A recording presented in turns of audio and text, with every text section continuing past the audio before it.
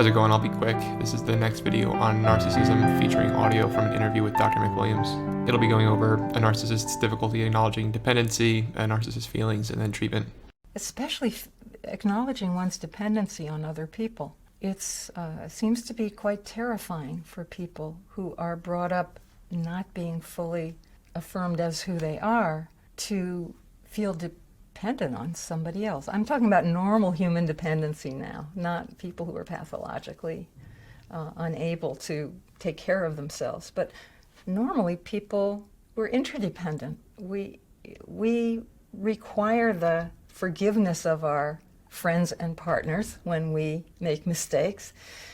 We feel gratitude when people meet our needs.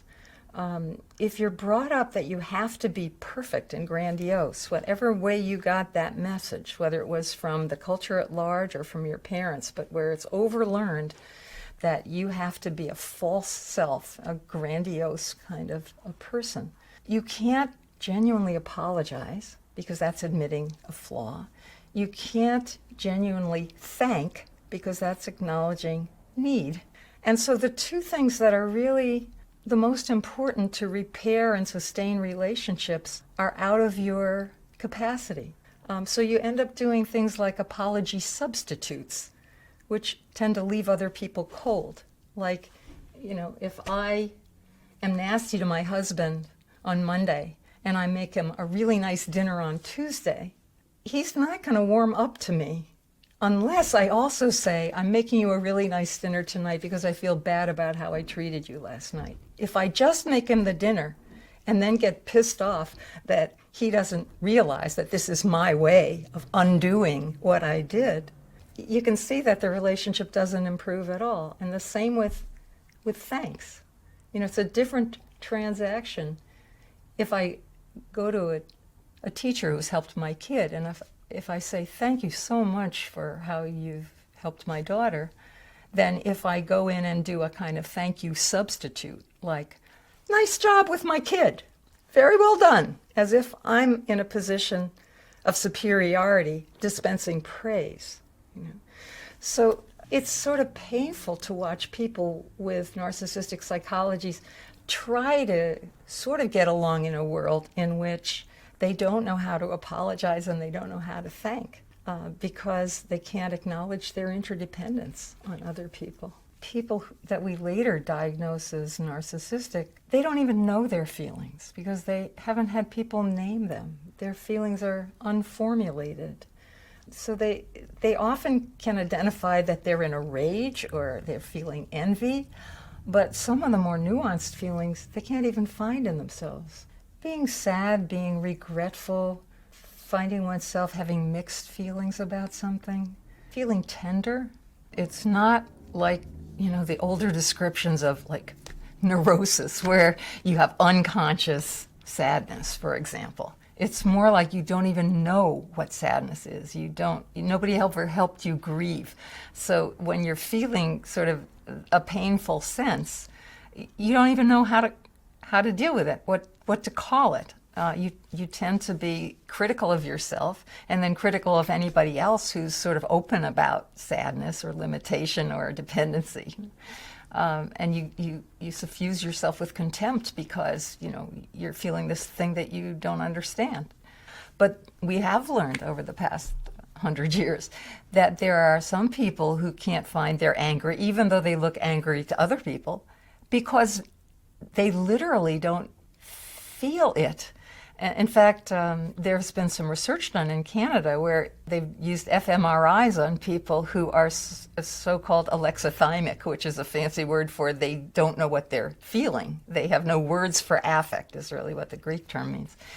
And if you take fMRIs of their brain, they really aren't feeling what everybody else will say they're feeling. They'll be in a group and everybody will say, you're angry. And they'll be acting what all the rest of us would think of as angry. And they literally don't know that that's what's going on.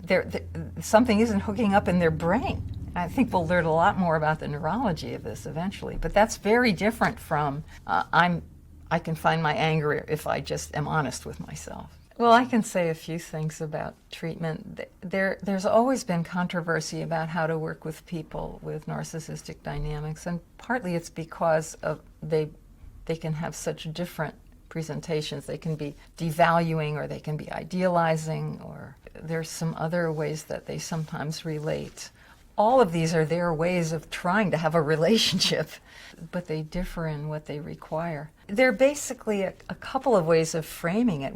One important theorist, Heinz Kohut, basically said we all have this, and if you have a good enough family, you can idealize a parent and then slowly realize that they're human, and that's a kind of natural trajectory. And where you run into narcissistic problems is if the parent isn't good enough to idealize in the first place, so you can't take in the sense of identification with a good enough person, or when they, later in the process, when they resist your seeing them as human, like in kindergarten when they come home and tell you that their teacher knows more about dinosaurs than you do, and you have to continue to be seen as the wonderful, perfect parent of the 3-year-old. If you can't take their de-idealization, then they'll get stuck. And that's a way of thinking of it as a normal developmental process that people get stuck in. And therapy involves just helping them along get back on that developmental path. And the other main approach to it construes it as more of a getting off the path at the very beginning, and using radically maladaptive ways of dealing with development, especially devaluation of anything you might envy. And if you frame people like that, you kind of have to slowly take apart their tendency to devalue and show them the needs and the shame and the envy underneath that. How you work with patients depends on, whether you're going from one theory or the other, how you see the particular patient, because some patients are better candidates for one than the other, and also to some extent the therapist's own personality, because especially with this kind of difficulty, it's really important that the therapist be fully authentic. You have to integrate who you are with how you understand any particular patient. So you can't do really good psychotherapy by applying a formula to anybody.